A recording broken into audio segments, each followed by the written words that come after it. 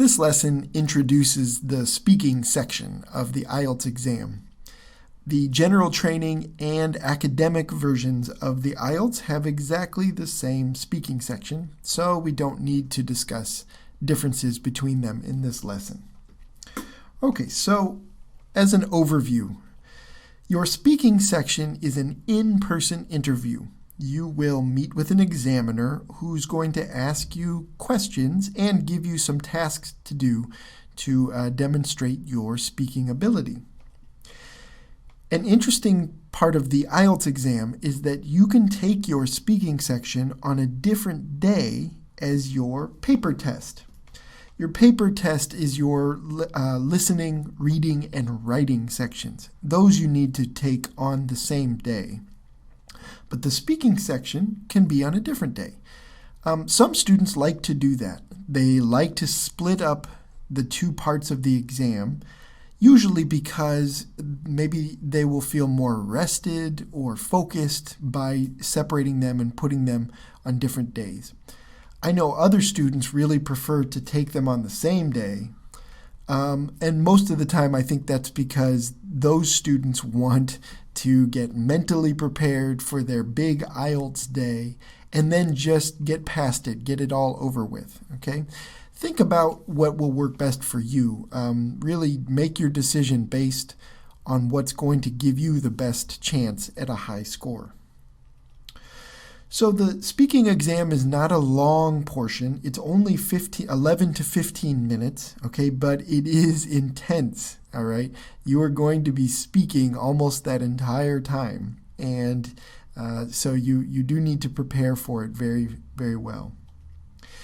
The interviewer is going to be in control, so thinking about the time, 11 to 15 minutes, your examiner needs to get through all the different parts of the exam in a very short amount of time.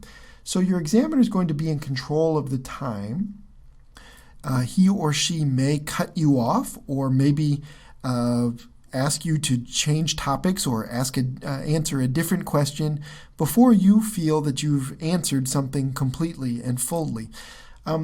The reason the examiner is doing that is because he or she needs to get through everything, right? So you shouldn't be worried about it or get upset about if the examiner is pushing things in a way that you feel is maybe unnatural. They're not trying to be rude, they're just trying to control the time, right? The examiner will ask you the questions they want to hear.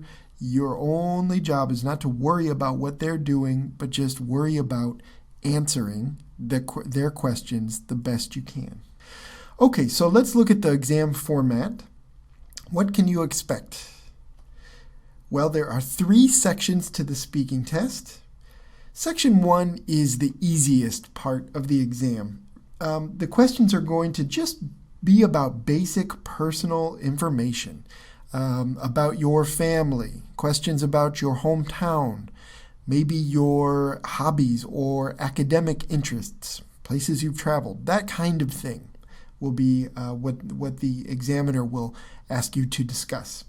This part lasts 4 to 5 minutes, and really you should think about it as kind of a warm-up section for parts 2 and 3, which do get more challenging.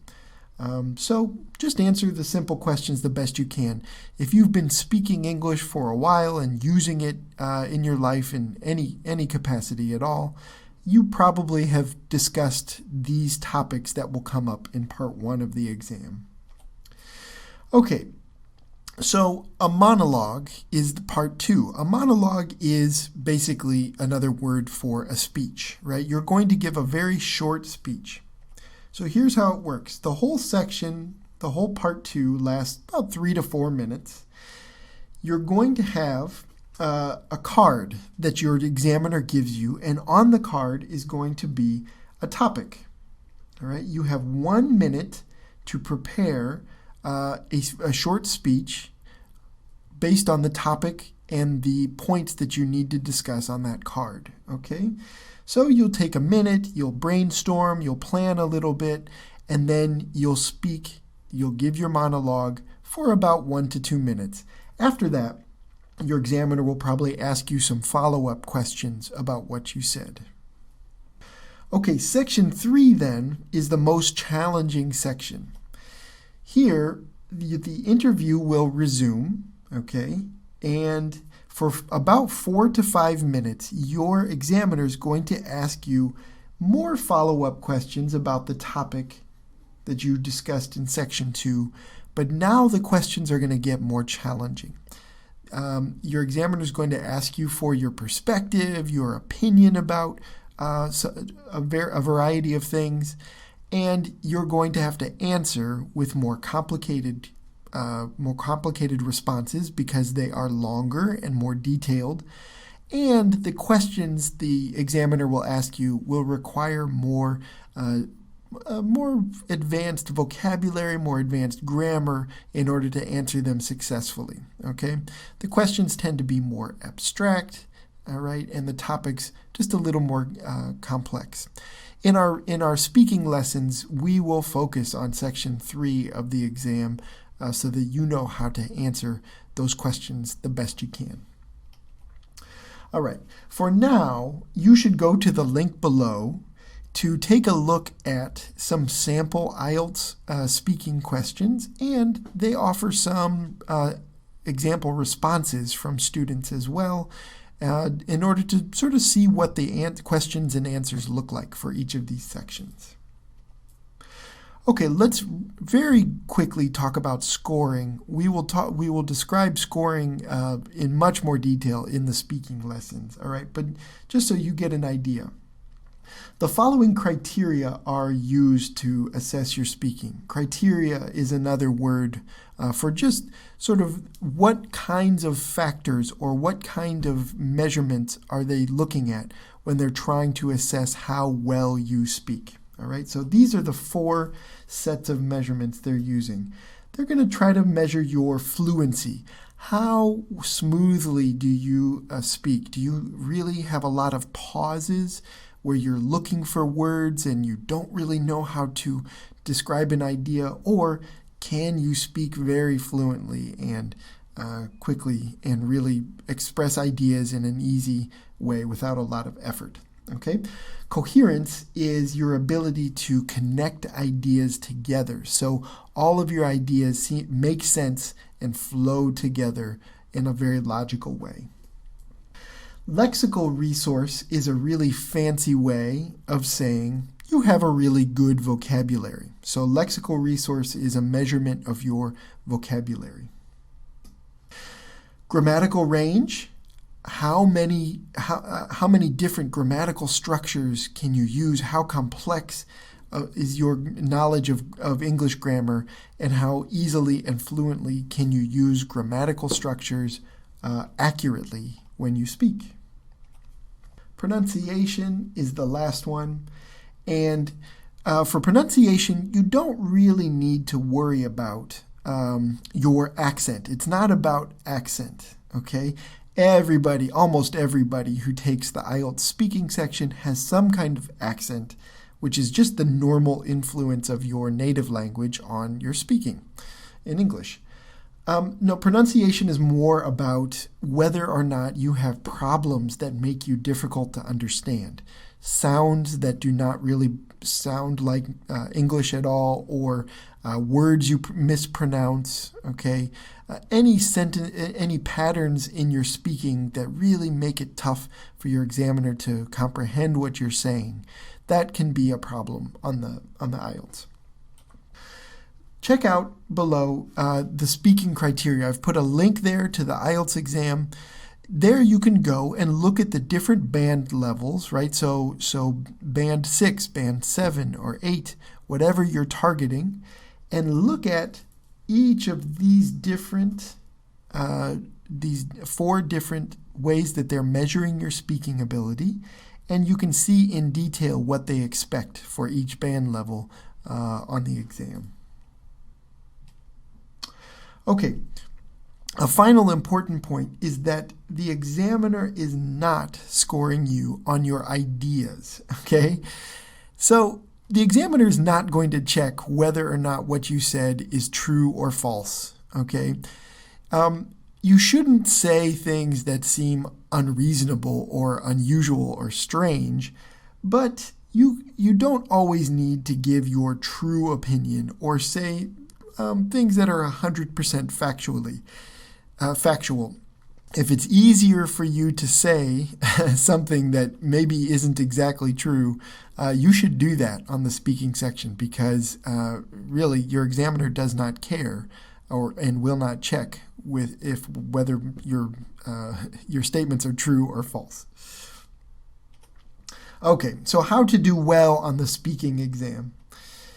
First one is to answer questions directly. You need to answer the question that has been asked of you.